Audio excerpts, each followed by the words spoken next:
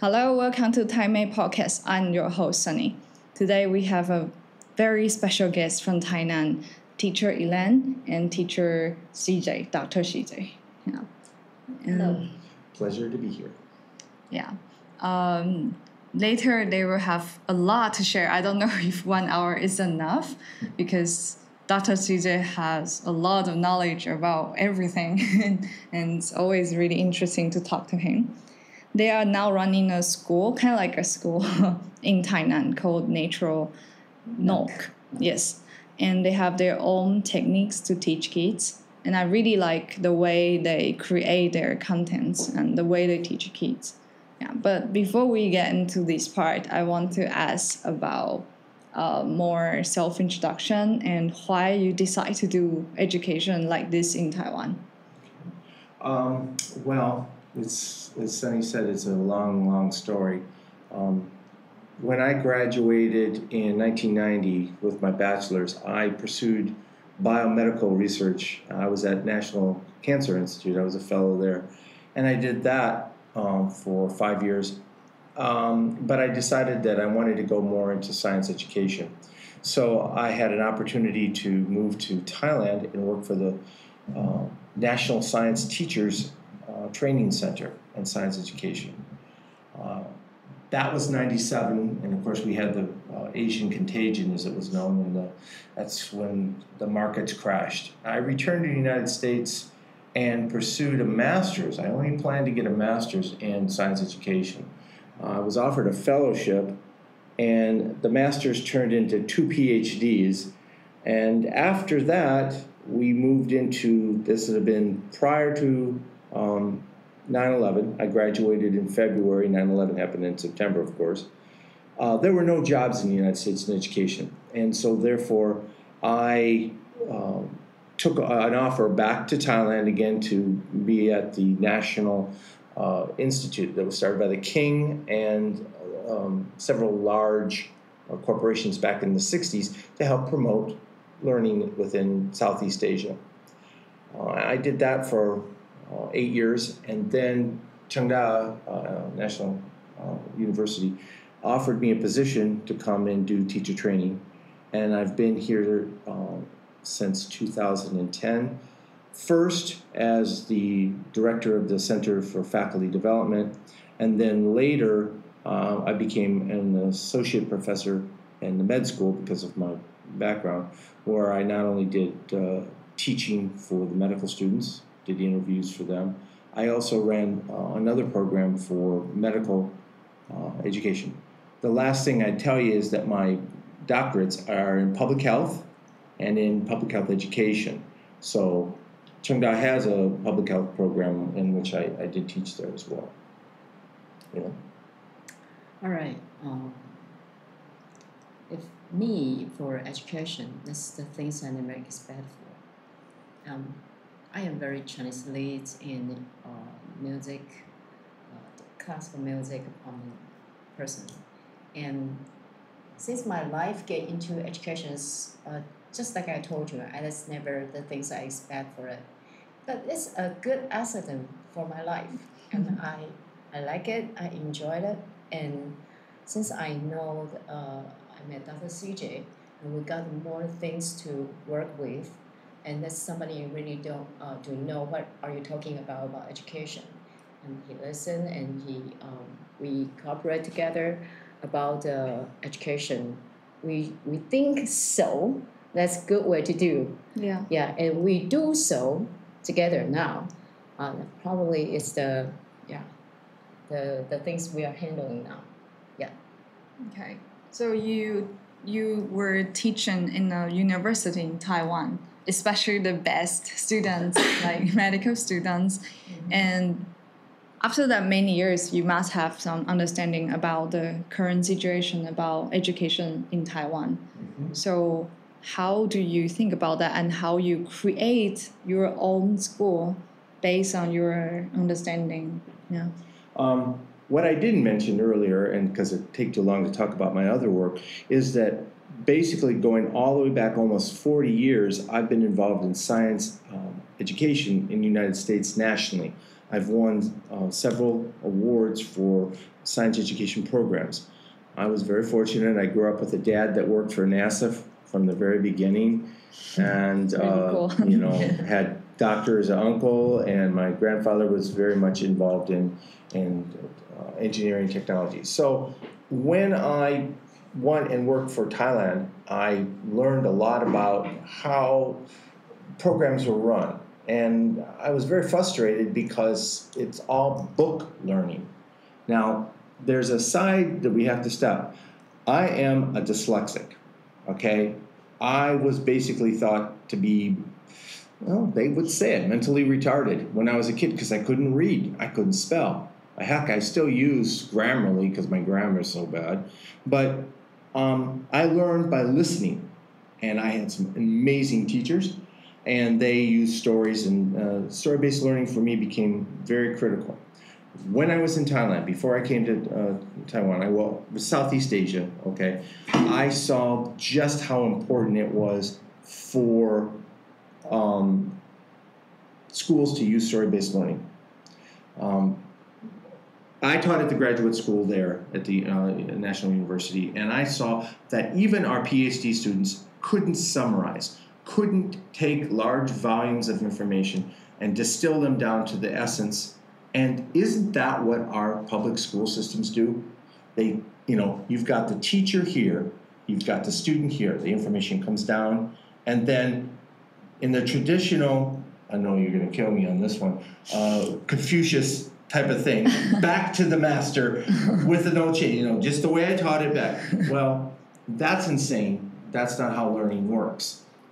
Because of my background in cognitive learning, and that was my research, and we understand that you really need to have people elaborate knowledge and how it works. So when I came in 2010, I carried that out at Cheongda and several, like at Chime Hospital. I did training and things like that. When I met Elaine, and after my contract ran out at Cheongda, we decided to open Nature Nook. And I said, let's do a hands-on, minds-on program. And from that, I brought in all the theories and the research and the publications that I've done, as well as growing up in the 60s and 70s in the United States, where we didn't have the computers, we didn't have the technology. Everything was done by yourself. Most likely, just like Dr. CJ saying here at our school about how we start the class and the nature material. And how we run this course? Almost 10 years. Mm-hmm. Wow. Yeah, almost 10 years. But why did you decide to focus on that age? You can actually do for adults or for high school students. That's easy. When I was in Thailand, I had an opportunity to go down to Singapore. And this is 1993, okay? And what a lot of people don't understand was Singapore was like every other Southeast Asian or East Asian country. Top down, basically grade, get the grade, get the A, get that A. Well, in 1993, they invested $1.3 billion to start from the bottom.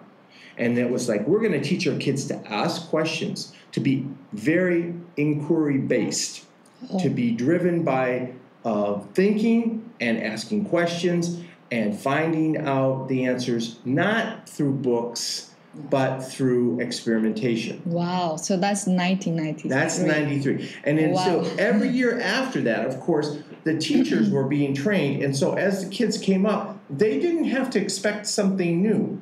And by the time they got to college, they were at the level where they could function. Now, I was fortunate because I saw 93. Then I had gone away. And when I came back again in 2002, after my getting my doctorates, I went back down for a visit.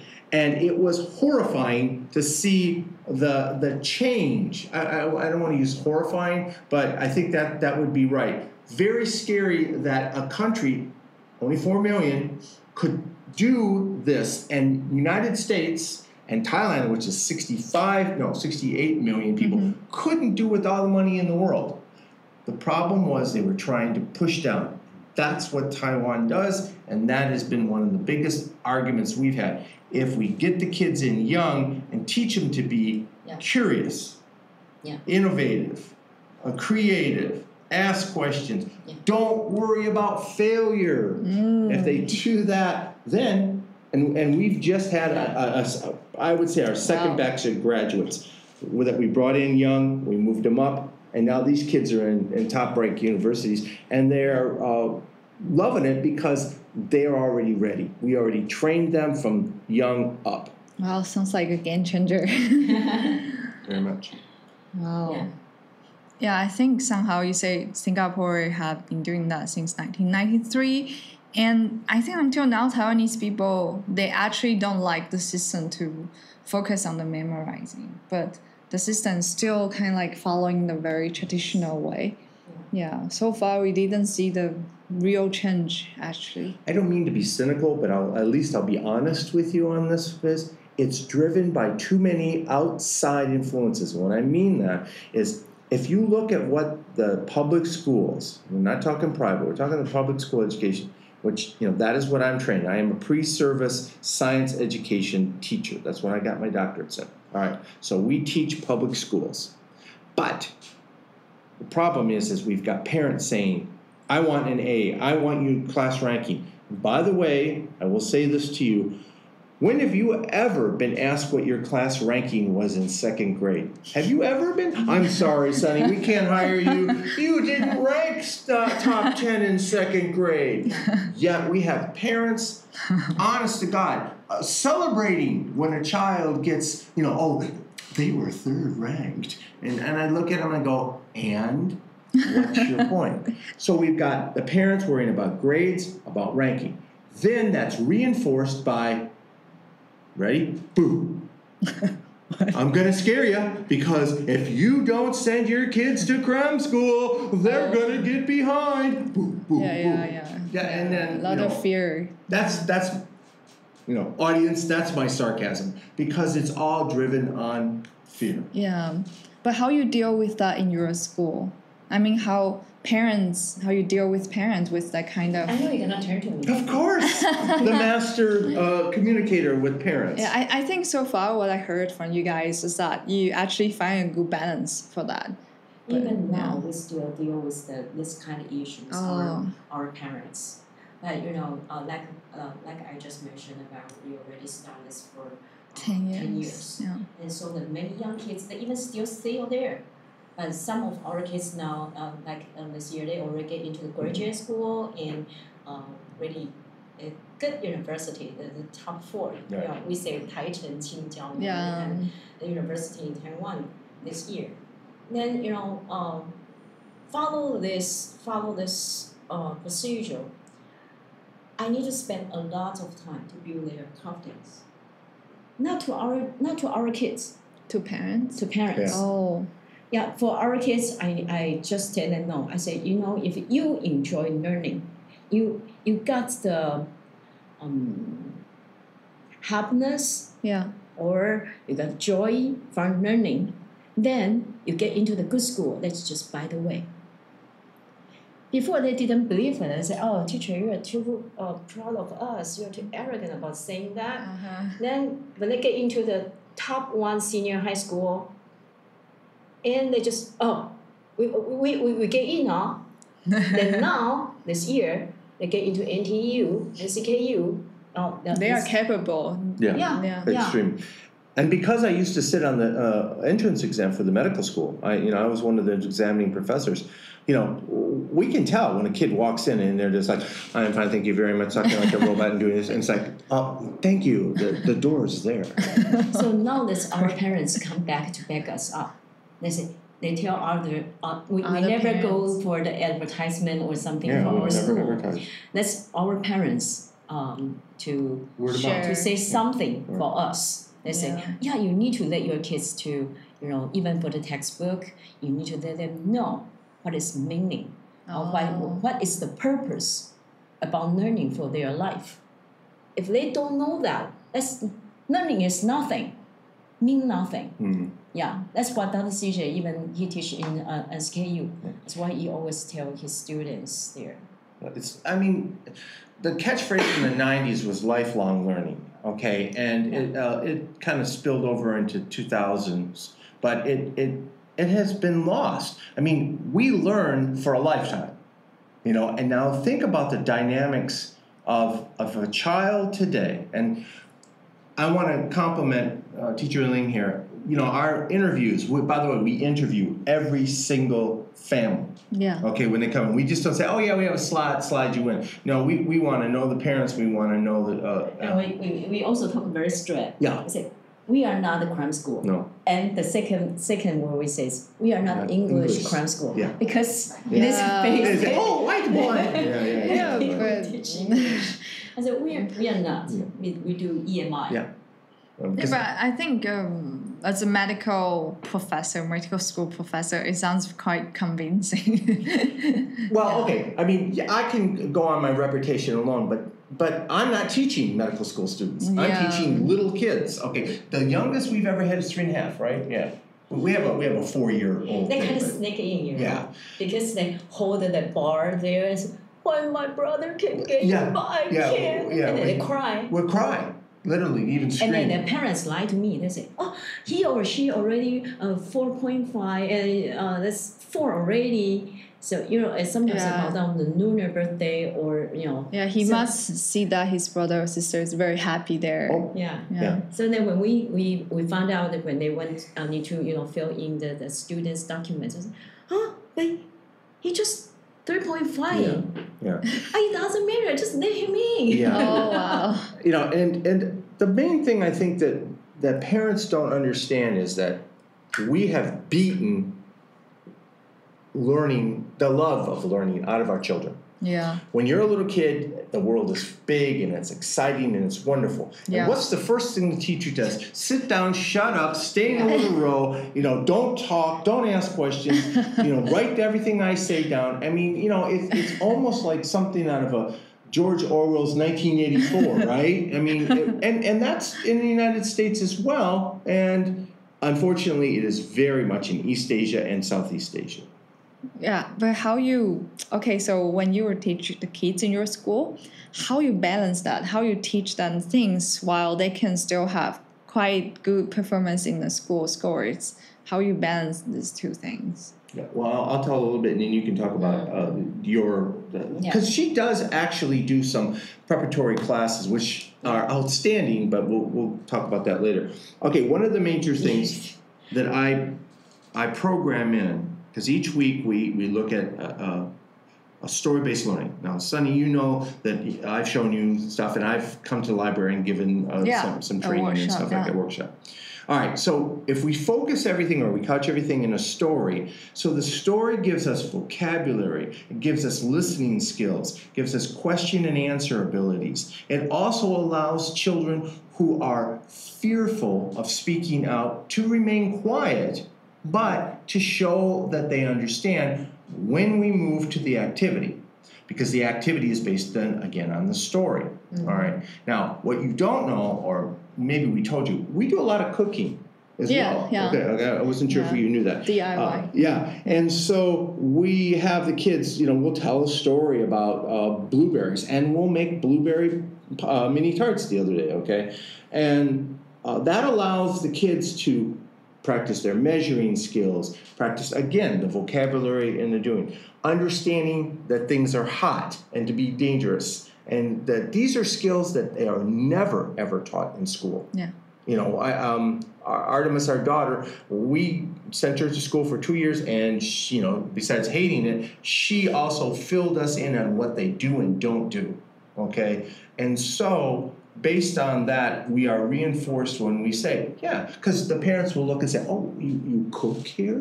And say, yeah, cooking's actually food science. We do a lot we talk about, bacteria and all that kind of stuff that goes along with the activity.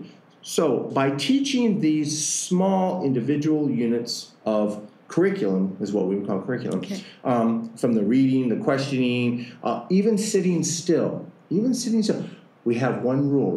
Do you remember what our rule at Nature Nook is? Mm-hmm.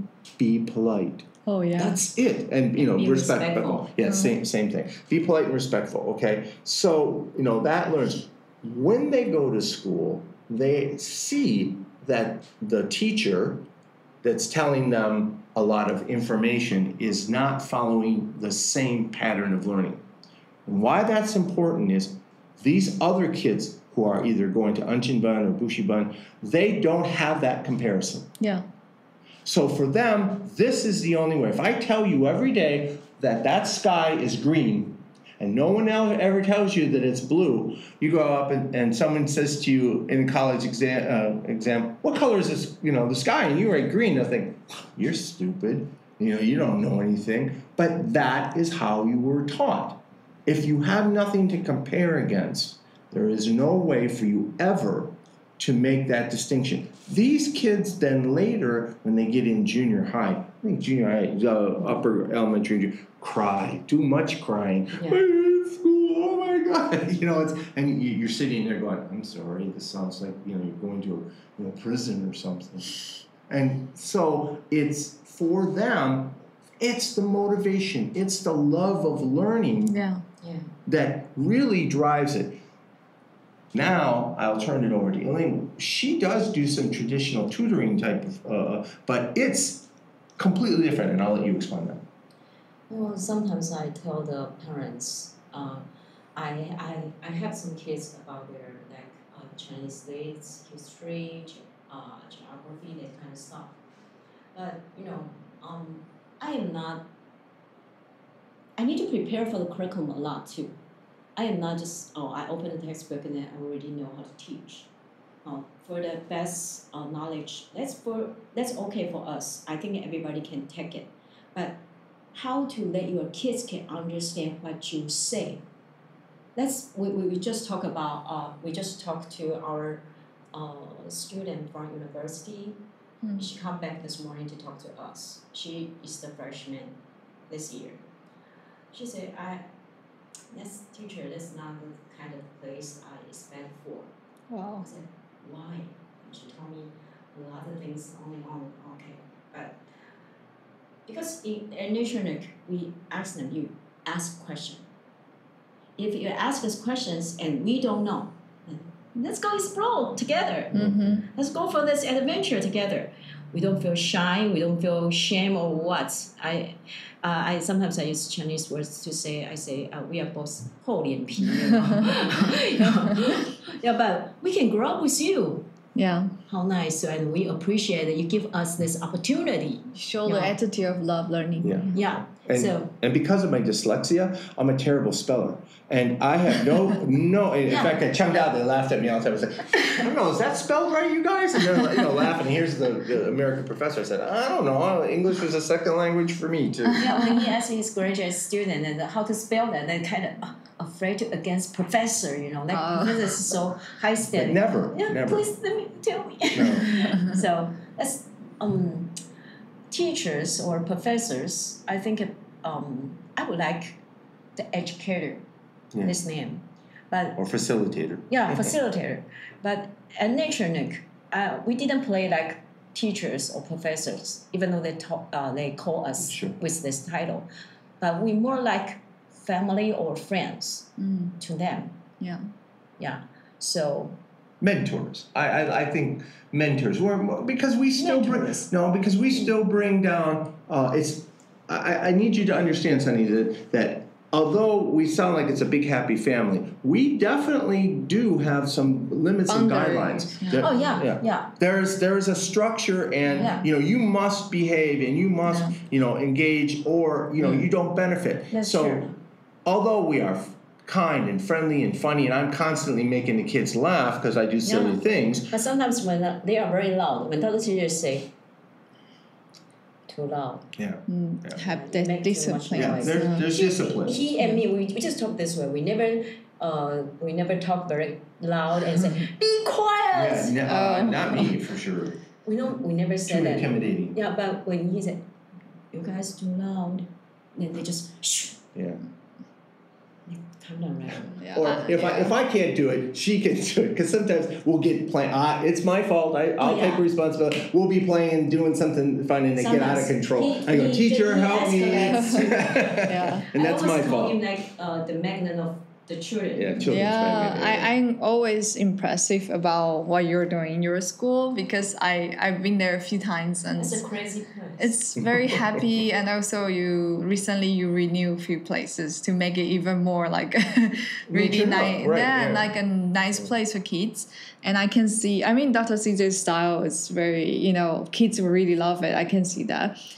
And also the teaching materials, as you say, hands-on and the stories, it's easy for kids to focus and to get really engaged with those activities. If I could, I'd like to interject in so that the audience will be able to get a picture of when we talk about that Sunny's talking about the difference. Like, for instance, we use something called Picture Pie, which uses only circles, and I'm the best stick person drawer in the whole wide world. I can draw pictures of stick people great, but you ask me to do anything else, forget it. So I found this is Ed Emberley's Picture Pie, and just by using circles, you'll see everything here is made from a circle. They can create an image to help the students then tell their own stories.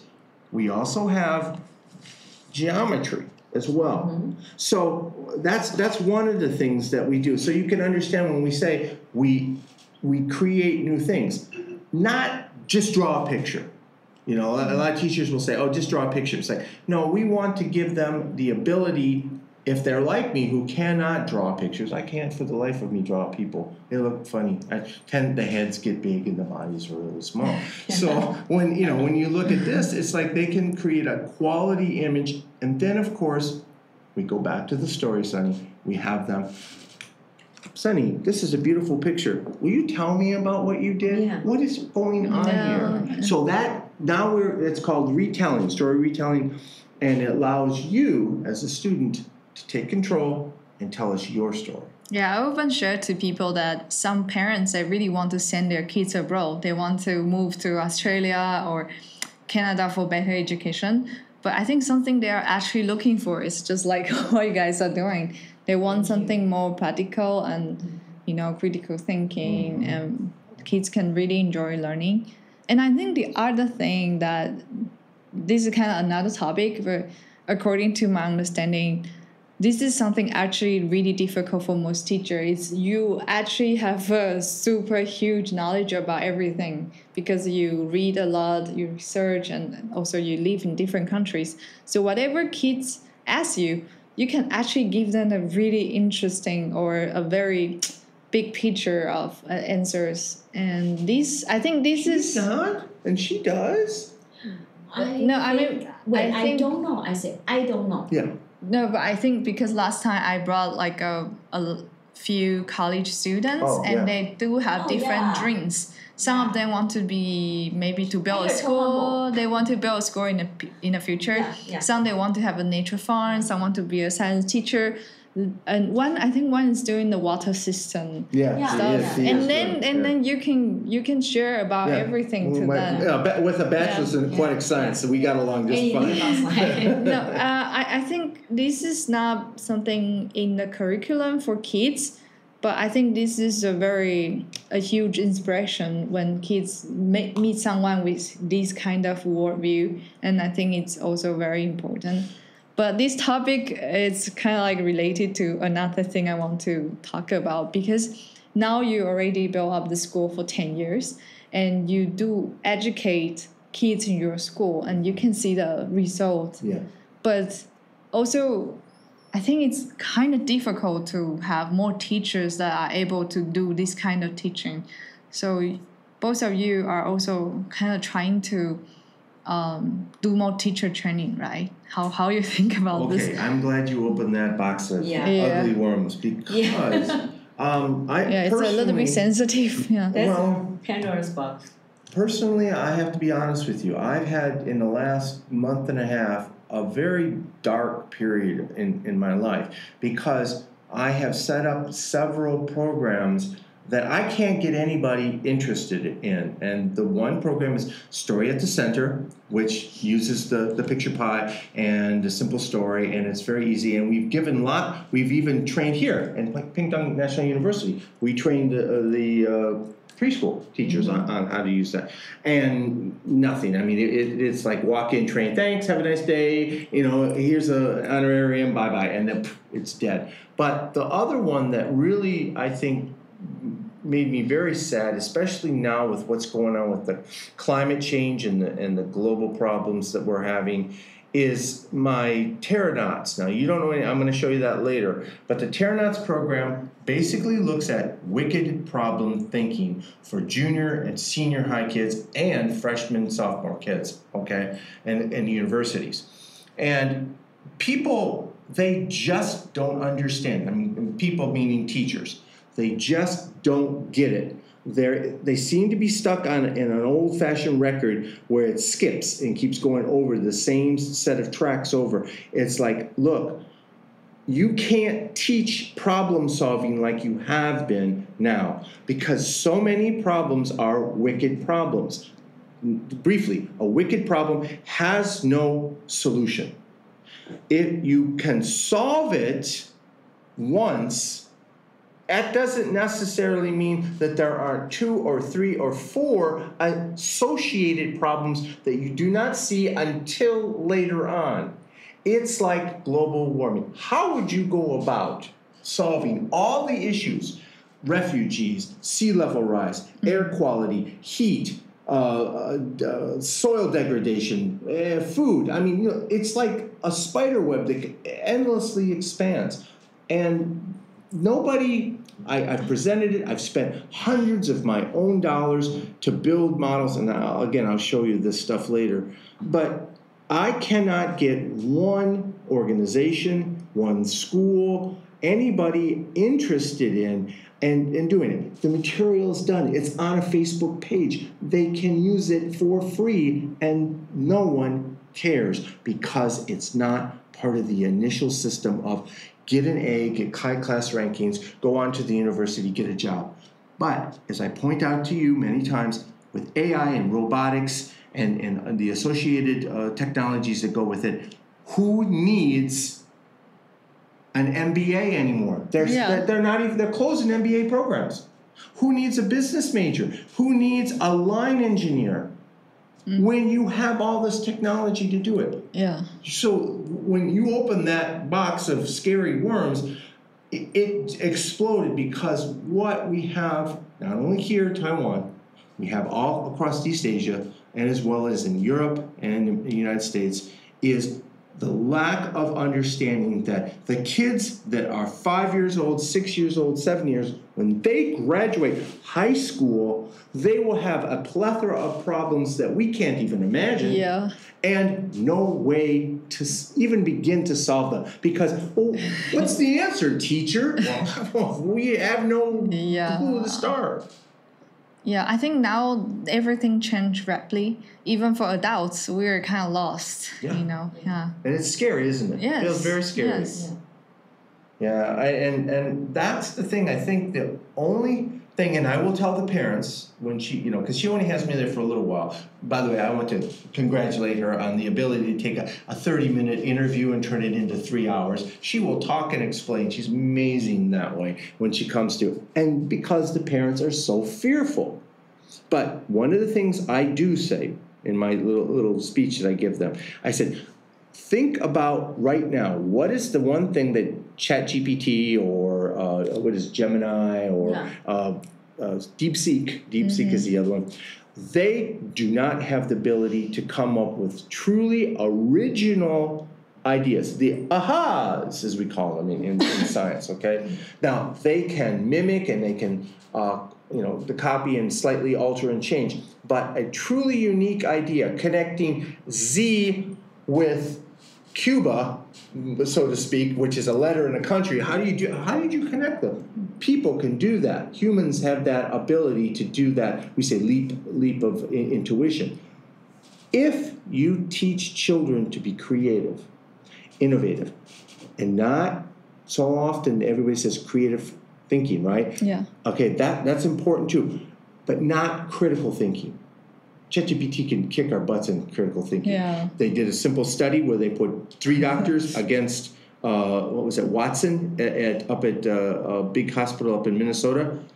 Not only did it solve it in 20 minutes, it took 3 weeks for these guys to solve it. 97% of the time, it was right. 70% of the time, they were right. So they can, the system can outthink us, but they cannot be creative. And so to answer your original question about how do we get teachers, we need to get them to start focusing more on creativity, innovation. And I don't like the term thinking outside of the box. How about new ways of thinking, different ways of thinking, or old ways of thinking reapplied? I mean, we teach the kids to make sauerkraut and apple juice and apple butter, which in America they did 150 years ago. Nobody does that now. You go to the store and buy. But that's taking an old technology, an old knowledge, and repurposing it for today. Wow, it's a lot. Even now, we still, every day we go for our classes. Even now, we still try to find out a new way or a better way to teach our students and to teach us too. Yeah. I think about education, I think the most amazing part of education is we can always improve. Yeah. And always try to fix, correct. But you need to allow yourself to. But I think the most serious problem in Taiwan of this is the kids didn't be allowed to make a mistake. And who created this? We always tell our students, ask question and make some mistake.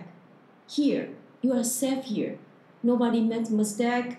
Not hurt people or hurt yourself. That's why we say be respectful and be polite first. Yeah. If you're under this, then you make mistake. Nobody gonna be scolded or be punished. We will get through with you. Yeah, a lot of kids won't even do the activity. They'll do their own. And we do encourage that they try to do the planned activity. But if they say, I don't want it, I'm like, that's cool, whatever. Then tell me about it when you're done. Why did you do this? Why did you change? Yeah, I think a lot of parents now, they think the traditional school is not going to work anymore. I think that's kind of like an idea that most people have now, but they don't really know what's next or what to search for. Yeah. And also it's hard to say who is doing what because now it's kind of like very diverse and everyone has their own ideas. But I do understand those struggles, kind of like what I experienced. But at least I find they start thinking about this. Yeah. Not like my generation, everything is all about grade. But also now a lot of young people, they just choose not to have kids because they feel like even the life themselves is very difficult, tough. And also it's so difficult to teach kids nowadays as well. So I think it's a very challenging time for people actually. Well, one thing that I can tell parents is that they've been lied to significantly by not only the government, but by all the educational materials, and that's globally. These people are in the business of making money. They are not in the business of educating your children. Now, the public schools, for the most part, still try to get the basics down, but they are pushed to send the children to Bushiban, Anshiban, okay. And what do? They're using workbooks, a curriculum, where they have the white little girl and boy in front going, oh, learning's so fun. It's really marketing and selling. The simple fact is, when I was a kid growing up in the 60s, our parents let us go out like wild animals and run around, fall out of trees, get dirty, play in creeks and ponds, almost drowned, and do all these things. And guess what? We put people on the moon. We created computers. We did a lot of things my generation did. How was that possible? We didn't have a curriculum. We learned through exploring. Why can't they do something similar? And I do understand that most Taiwanese families, both parents work. And so that is also a problem that we need to address as a nation. Are we using these educational institutions as pseudo babysitting services. And if that's the case, there's nothing wrong with that. But let's let them have fun. Let's let them play. Let's let them explore. Let's focus the curriculum on spreading your butterfly wings and flying, not sitting there doing worksheets, not preparing for the next exam. I think the school system in the past is created to train workers, you know. That's correct. And you get used to sitting there a whole day, listen, and be kind of like following everything. And most people doing work that they don't really like. Yeah, but now I think things are changed. Things are like changing, but it's still kind of the same. You know, people want to be competitive. They want to make sure the good future, the kind of stuff. It's always the same. I would add to what you said is 170 years ago, a guy named Horseman in the United States created the rows of seats, this model, which was to train factory workers. Okay, and then then at that time, I think they only went to the 6th grade. You know, read and write and be able to follow simple instructions and go work in the factory. Okay, and that, like you say, is still done. But here is the stress and the pressure that young Taiwanese people are having to deal with. They have the pressure of family saying, you did so good in a national exam, you can get in to be a doctor. Oh, I know you want to be an engineer or a ballet artist or a painter, but, grandma wants you to be a doctor. We've always wanted a doctor in the family. True story. I had a young man. We were doing intake interviews, come in, and we asked him the question about, please tell us about why your motivations are for coming to Cheongda to be a doctor. And he sat there quietly.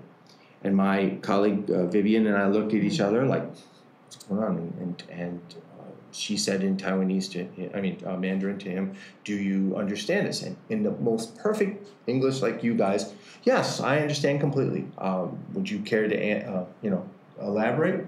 No. And then I looked at him and I said, do you realize that by not answering this question, you will, fail the entrance exam? And he goes, yes, I'm aware of that. And I said, okay, thank you. Good luck. And when Vivian looks at me, her eyes are this big, like, what's up with that? He doesn't want to be a doctor. He's being forced to be a doctor by his family, and he's purposely failing this exam so he can go off and be who he wants to be. He's brave. Yep, very brave and very wise. I think it's kind of a curse for students with really good grades. Mm-hmm. They don't have choice. They will be a doctor. Because I have friends, they actually want to study physics or they have other interests or goals. But once their score is so good, everyone push you into the medical school. Even the village leader, like a lot, everybody, the principals, your parents, your grandparents, everyone just try to push you into that. I was like, wow.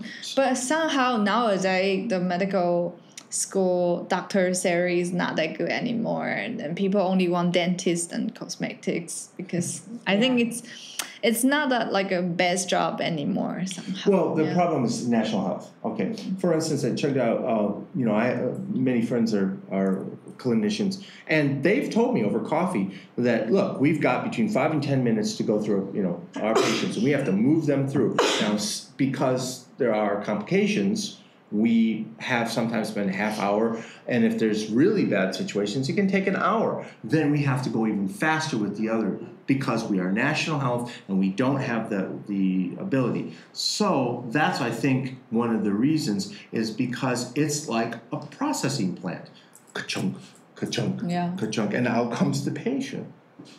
And about the problem that you mentioned about the contents, the teaching method that you create that no one seems to, pay attention to that. I think for me, this issue is related to the algorithm, how social media works. Yes. Because people are, they feed you things that you want to see. And it's hard to, kind of like everyone is in their zone. And I think a lot of information become quite difficult.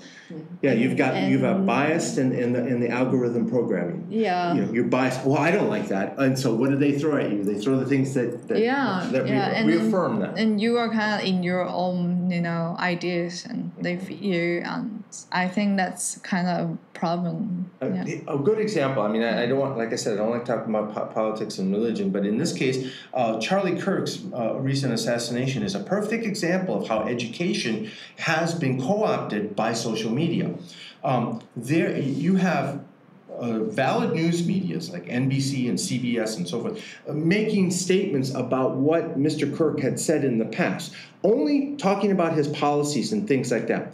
Because he's, by the right, considered almost like godly, they have been fired and terminated. Now we have this fear, and no one's saying anything.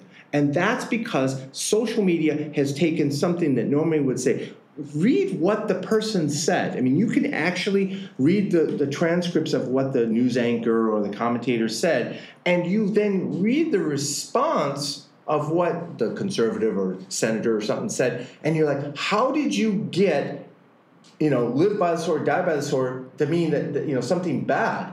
And that is the kind of stuff that our children are not even beginning to understand, the manipulative power of social media.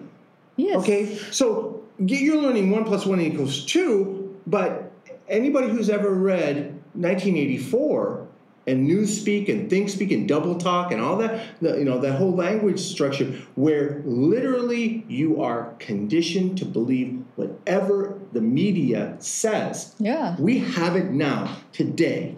Yeah, I think it's a serious problem. And it divides people, actually. Yeah. In families, there'll be fistfights. Yeah. Okay, so let's talk about your school more. And maybe you can share more things about your school or anything you want to share. Sure. Also, I'm curious about your next goal. In fact, we brought that with us. Okay. But I wanted to come back to this, Sunny. And I think we've shown this to you, but I'm not sure. This is the story quad, as we call it. And as I told you, even my graduate students have a hard time reading an abstract, not even a full paper, an abstract, and being able to say, what is that paper about? Okay, and so I came up with this little thing called the story quad, and where I will tell them a story.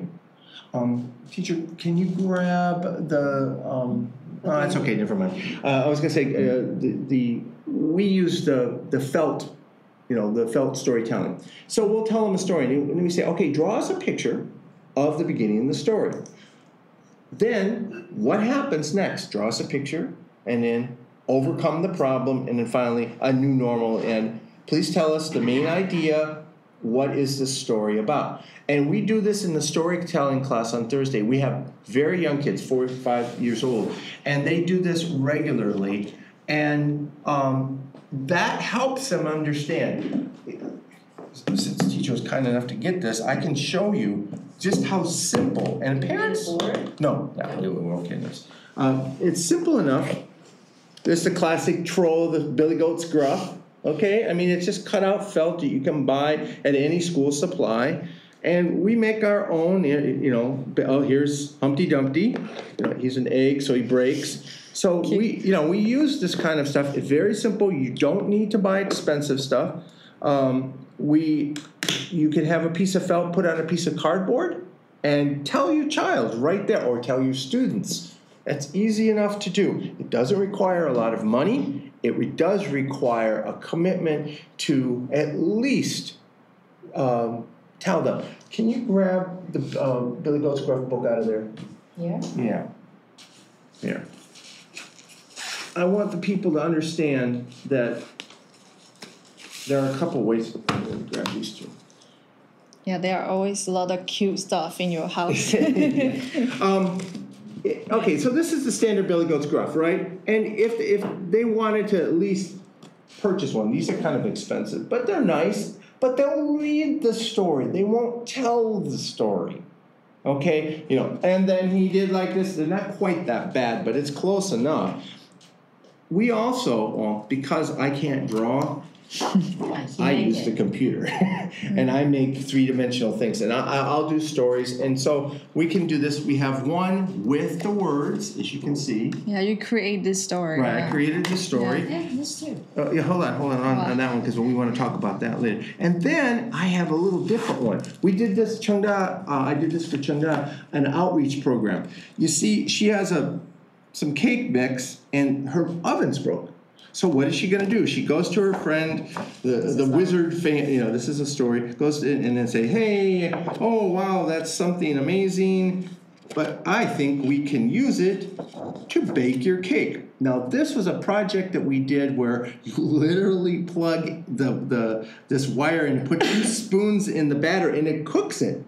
In like 5 minutes, it actually boils the cake, and you actually have cake in a box. It's really fun. We took this to the small regional, I guess you'd call country schools, around Taiwan, and we did this. And then we teach the kids how to make blueberry jam, and then they have it with their cake. And so this, no words, I tell the story, I make it up, depending on the age of the child and what we're trying to focus on. So that, again, we're always getting back to the story as the driver. And the one thing that I want to share with you, Sonny, because you haven't heard this, is we're working on a series of books now that looks at Chinese literature, the solar terms. Okay, so we start with spring, and what will happen is we have a picture, and then we have the term and a definition. And over here will be a story that I write, like on my blog, that ties this person into an activity, both English and Mandarin, okay? And then they move on to the next one through each season, okay? We talk about, in Chinese we can say 节气. Oh, yeah. 节气, 24. Yeah, the 24. Yeah. And so, and at the end, then there are associated activities that go with each thing. Literature, cooking, food, music, and they'll be on. So it's a standard 32-page picture book, but it's for the season, spring, summer, fall, and winter. And that allows parents, grandparents, you, at a place like the library to do that kind of thing.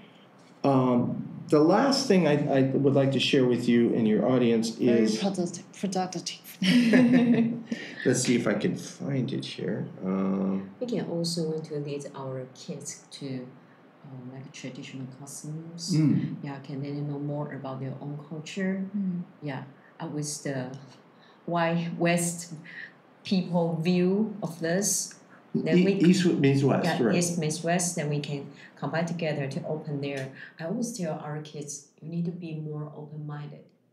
Don't criticize, don't adjust, just, before you know it, observe first. And give yourself more chances, opportunities to know this world. Yeah. Of course, there's the Folksberry Woods, which you know about. Okay, there's the story blog, and the parents can look through it. It's one picture and then a story. And then we also have, where are you? I don't have it. Unfortunately, it's not on here. I have on my, it's attached to that is the story at the center Facebook page that has a lot of material that a parent can use for doing this type of stuff, okay? So besides the hands-on stuff which you've seen, the art-based learning, story-based learning, and Teacher Ling's unique way of teaching, geography and things like that. That's pretty much it in a nutshell. But have the parents take the time to allow students to be creative and innovative. We also tell our parents, here is not a place we sell you, feel some.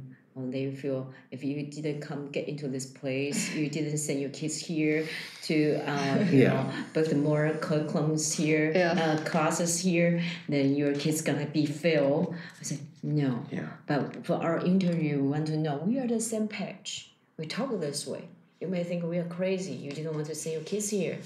Yeah. So you decide, but we let them know you send your kids here, the purpose is your kids to, they can be happy about learning. Yeah. And then that's like Dr. CJ say, that's lifelong learning. Yeah. Instill the love of learning. It's been beaten out of them at a very early age. And so literally we are doing triage and trauma therapy.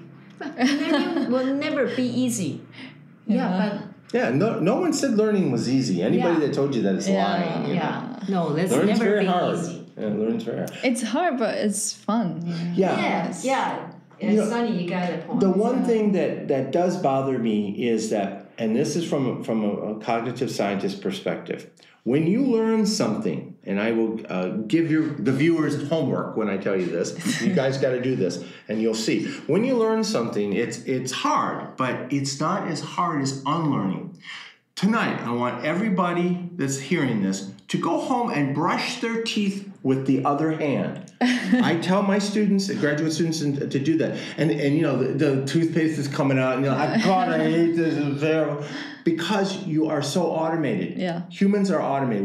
We learn something, driving a car or whatever, and then it becomes, we forget about it. But to unlearn and relearn, that's why we need to take the time now and start when they're young to teach them the right. Because when they get to university, it's too late. They're already, as Dr. Paul says, they're brain damaged. We also talk about this with our kids this morning.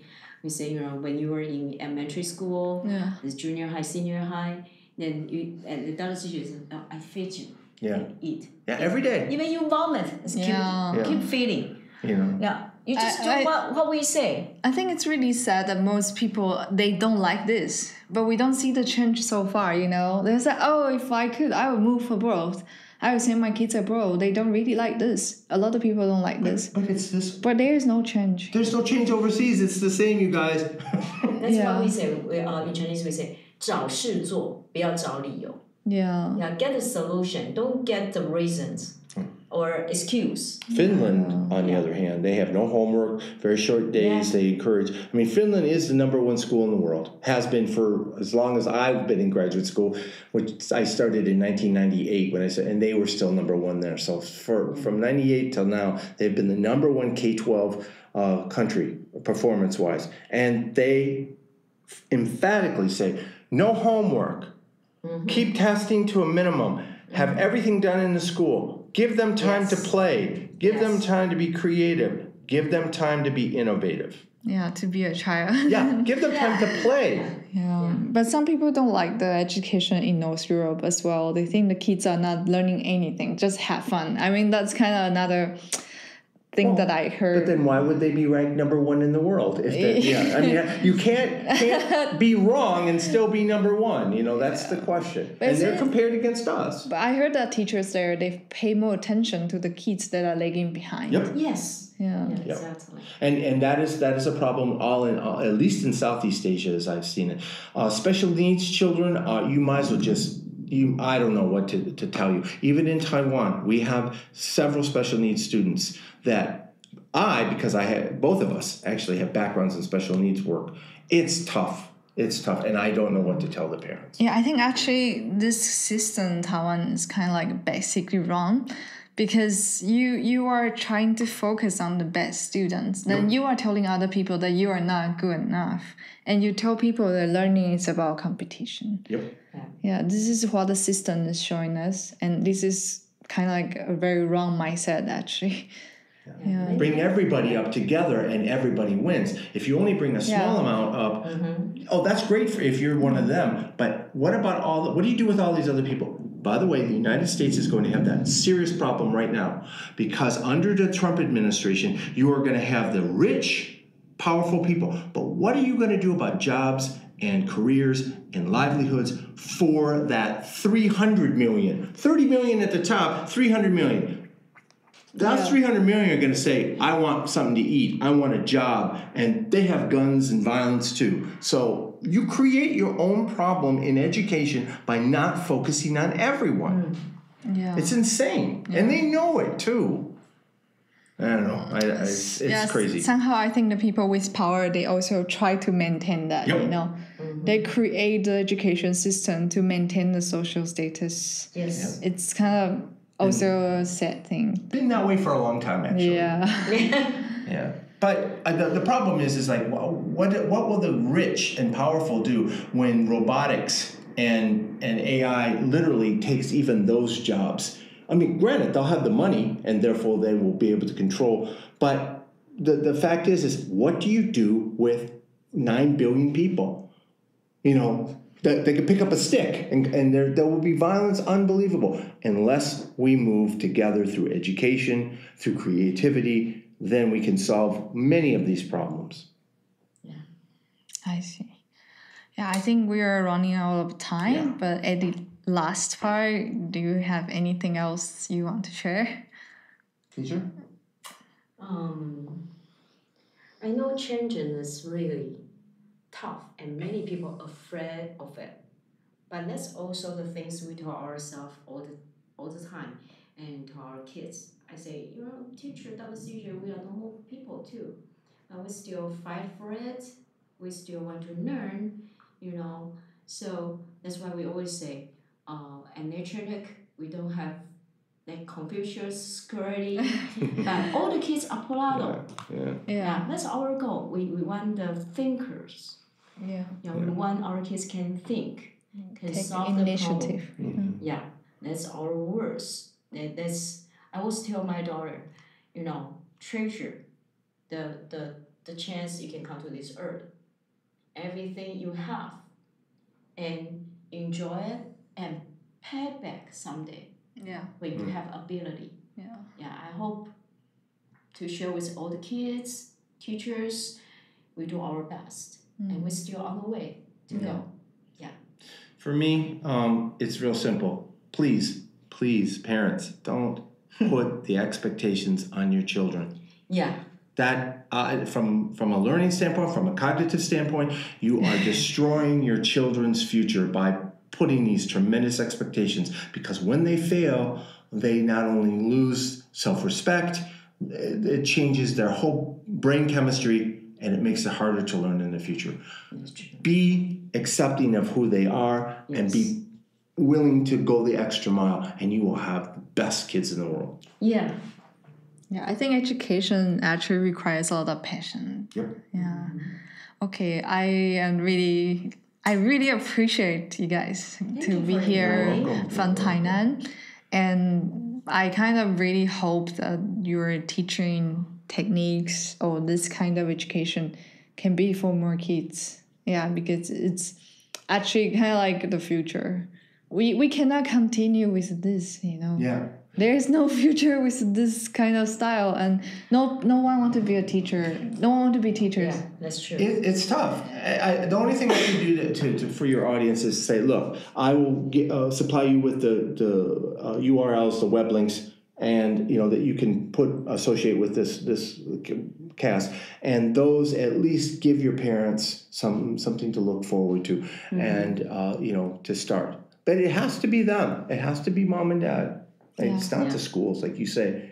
That's the way the schools are. Yeah. Okay. Thank you, and I hope we have more chance to, do something or you to are very share. welcome to our home. Come on our internet too. Thank you. Okay. Thanks. Thank you. Bye-bye.